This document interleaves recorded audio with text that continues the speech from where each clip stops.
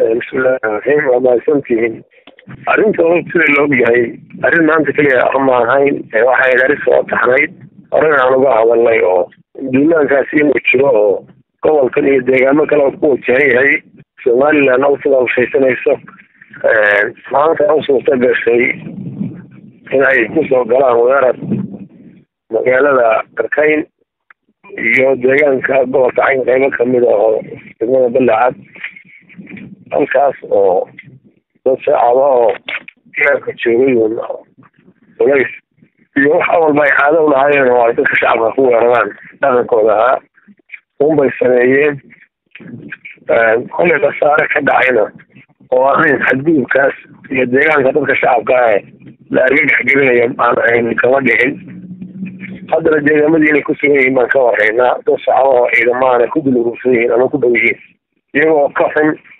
إن كده هذا يو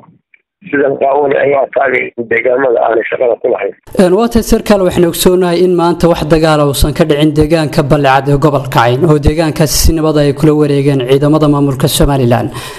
وسيرة كترسن خاتمان ويكسر وين سدان مقلي.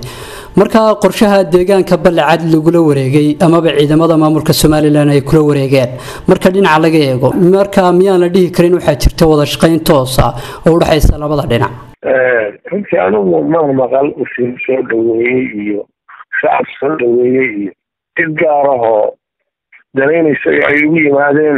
waxaan hayaa dadka joogay deegaanka ku nool inuu ahaa dad xoog lagu qabsaday oo awooduusan ku difaacanaan haynin marka kama warhayo cid gaar oo soo dhaweysay iyo rabitaan laga rabay midna ma ogaano arrintaas waa tahay sarkaal haatan waxaa ku sugan gudaha magaalada Buuhoodle ee xarunta gobolka Cayn madaxweynaha maamulka Khaatuma Dr. Cali Khaliif Galeyd waxaana jira dhaqdhaqaaqyo kala duwan oo ka socda deegaano ka tirsan gobolka Cayn marka waxaa tiin idinkeena ciidamadii deegaanka Buuhoodle marka arrimahaasi maxay idinka qorsheysan idinka anagu marka hore hadana ciidamada qorshaha mid ma su'aal leh waa mid difaac oo mas'uuliyadda saaran ah taasna waan u diyaarsanahay sidaan horeyna looga bartay annaga iyo shacabka iyaguba si toos ah ayaan u gudan doonaa haddii alla inoo waajibka annaga naga saaran wixii hawshaas aan leenahay waa tahay dhawaan waxa uu sheegay maamulka Soomaaliland in diiwaangelinta doorashada Soomaaliland ay ka dhici doonto ama ka qabsoomi doonto deegaano fara badan oo ay ka mid tahay magaalada Buuhoodle iyo deegaanada ku hareeraysan inkastoo arrimahaasi aad hore uga hadasheen marka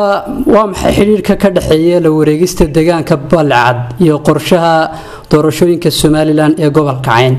masala dhigi kara sarkaal waxaa jira danayn gooni ah oo Soomaaliland ay xilligan ka leedahay deegaanka Buuhoodle idin ognahay oo ma wax hadda cusub inay hadda suurta gelayso ay xiriid iyo otalis iyo qorshahooda inuu ka fulo waa mid aan ognahay ee talgalkooda uu ahaa horay waana wixii sababay dhacdooyinkii hore faraha badan dagaalada deegaankan ka dhacay dadkan iyagoo rabitaankooda ilaashanay inay rabitaankooda doonayaan dagaalada ku dhex mareen mana jiraan saan horey u sheegay hadda odan oo kale baabulul warulugud iyo meelaha lamid ee berigii qarankii Soomaaliyeed uu jiray degmada Buuhoodle hoos imaan jiray dadka degan waa dad meel oo ka tirsan doorashada hore uga dhici jirtay oo inuu ognahay laakiin deegaanka Buuhoodle inta beeshan dalbaanta ay degan tahay horena ugama dhicin oo kama suurta gelin haddana rabitaankii dadka inuu ka shaqeeyo hoos uma noqon insha Allah waxaan rajeynayaa rabitaan guud inuu shaqeeyo oo shaqeeyo rabitaan iskale